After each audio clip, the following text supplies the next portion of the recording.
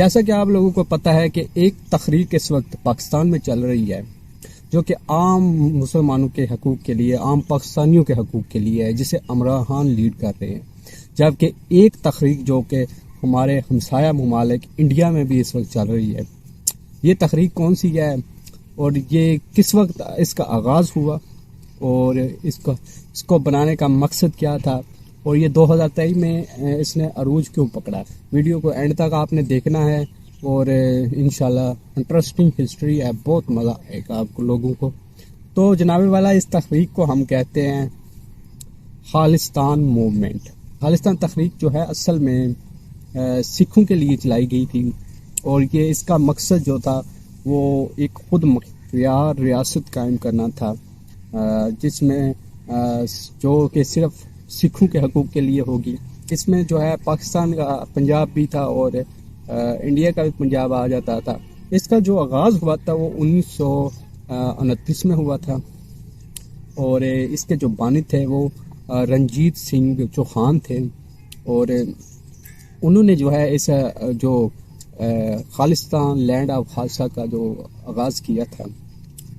اور ان کے مطابق جو ہے سکھوں کو ان کے حقوق نہیں ملتے تھے اور سکھوں کے لیے ایک علیحدہ ریاست ہونی چاہیے تھی۔ یہ سیم کنسیپٹ ہے جیسے انڈیا اور پاکستان کا کنسیپٹ تھا، اور سیم جیسے کشمیر، اور ایک کشمیر جو انڈیا کے پاس ہے اور ایک کشمیر جو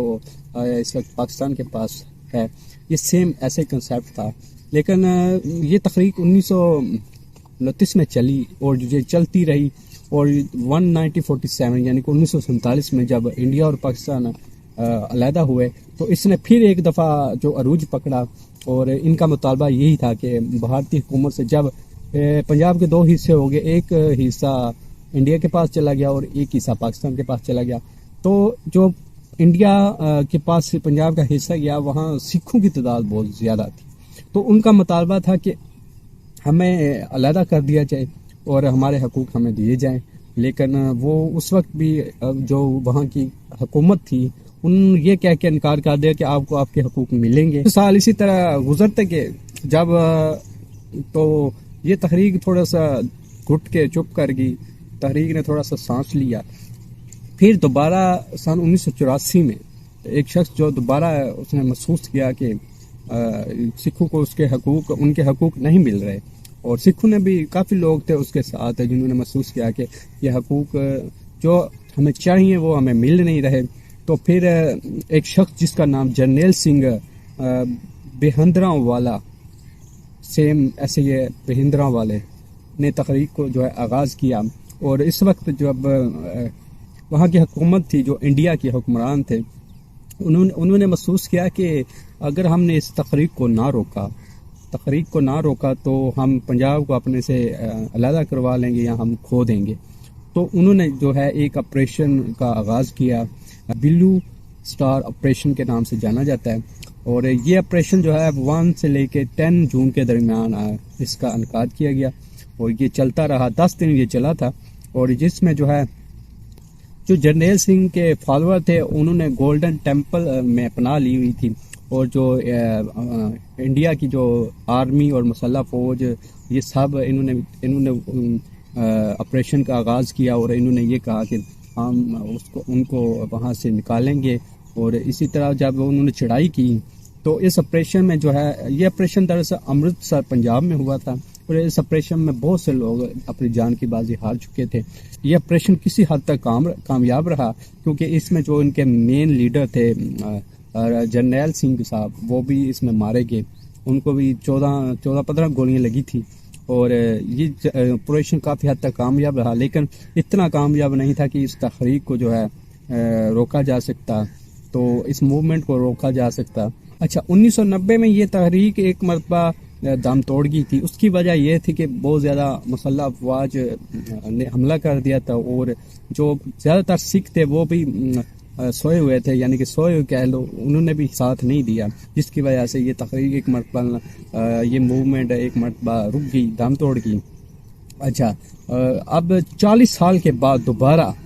اب جو مین جو سسٹم اب چل رہا ہے، 40 سال کے دوبارہ اس تقریب نے پھر آگ پکڑی ہے، ایک عروج پکڑا ہے، اور یہ 40 سال کے بعد ایسا کیوں ہوا ہے، اس کا بھی یہ ہے کہ سیم جرنیل سنگھ جیسا ایک اور شخص ہے جو اس کو لیڈ کر رہا ہے، جس کا نام ہے امرت پال سنگھ۔ اب یہ شخص کون ہے اور یہ اس کی سٹوری دلچسپ ہے۔ اسے سننے کے بعد آپ کو ایسا لگے گا کہ اچانک ایسا کیا ہوا کہ اس لڑکے نے جو ہے وہ اس تحریک کا، اس موومنٹ کا حصہ بن گیا۔ تو یہ لڑکا جو ہے یہ پنجاب کا ہی تھا، ادھر ہی پڑھا، ادھر ہی اس نے انجینئرنگ کی۔ اس کے بعد یہ تھوڑا سا پڑھائی میں کیا ہے نکما تھا، جس کی وجہ سے اسے یہ دبئی چلا گیا۔ جو اس کا جو سرچنگ کیا اس سے پتہ چلتا ہے کہ یہ دبئی اپنا جو فیملی کا جو بزنس تھا، کاروبار تھا، ٹرانسپورٹ کا کاروبار تھا، اسے سنبھالنے چلا گیا تھا۔ سندھو ٹرانسپورٹ تھا اس طرح کا، اور وہ کافی عرصہ ادھر کام کرتا رہا۔ اس کی جو لنکڈن پر پروفائل ہے اس پر بھی اس نے وہ ٹرانسپورٹ کی جو ایڈز وغیرہ ہے وہ اس کی پروموشن کی ہوئی تھی۔ لیکن 2021 میں اچانک ایسا کیا ہوا کہ یہ شخص سب کچھ چھوڑ کے دوبارہ انڈیا آ گیا، اور ایک موومنٹ، ایک کہہ لیں تنظیم، پنجاب کے وارث، اور اس کو اس نے لیڈ کیا۔ یاد رہے کہ اس پنجاب کے وارث تنظیم کو دیپ سدھو نے، جو اس کے بانی تھے، اس نے اس کا آغاز کیا تھا، اور جس کی بعد میں جو ہے ایک روڈ ایکسیڈنٹ میں ڈیتھ بھی ہو گئی تھی۔ اس کے بعد اس شخص نے جو ہے اس کو آگے لیڈ کیا۔ اب یہ سوال پیدا ہوتا ہے کہ ایسی کیا چیز تھی کہ جس کی وجہ سے یہ شخص ٹرانسپورٹ کو چھوڑ کر اچانک 2-3 سالوں میں اس نے، یہ سوشل میڈیا کی پاور تھی ساری، اس میں ایسا کچھ نہیں تھا پہلے۔ سوشل میڈیا کے ذریعے اس نے اپنی جو تحریک پہلے جاری رکھی 2 سال، ایسا ایسا اس کے فالوور میں اضافہ ہوتا گیا۔ اس کے بعد اس نے دبئی کو چھوڑا اور انڈیا میں آ گیا۔ انڈیا میں اس نے اس کا آغاز کیا۔ اب دوبارہ وہی سچویشن 1984 والی بنی ہوئی ہے، اور دوبارہ پولیس اور عوام کے درمیان لڑائی جھڑپیں ہو رہی ہیں۔ اور اب جو ہے یہ شخص جو امرت پال سنگھ ہے یہ اس وقت